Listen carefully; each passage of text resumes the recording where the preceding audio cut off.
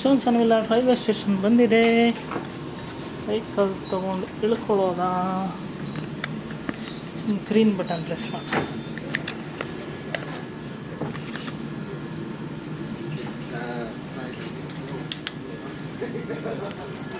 ಹಾಂ, ಟ್ರೈನ್ ಇಳಿದೆ.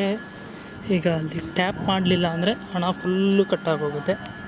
ಈಗ ಇಲ್ಲಿ ಟ್ಯಾಪ್ ಮಾಡಿದ್ರೆ ನಾನು ಎಷ್ಟು ಟ್ರಾವೆಲ್ ಮಾಡಿದ್ದೀನಿ ಅಷ್ಟು ಮಾತ್ರ ಹಣ ಕಟ್ಟಾಗುತ್ತೆ.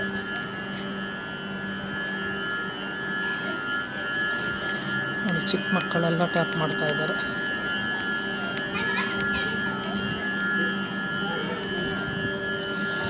ಟ್ಯಾಪ್ ಮಾಡೋದಾ, ಚೆಕ್ ಮಾಡೋದಾ ಎಷ್ಟು ಕಟ್ಟಾಗಿದೆ.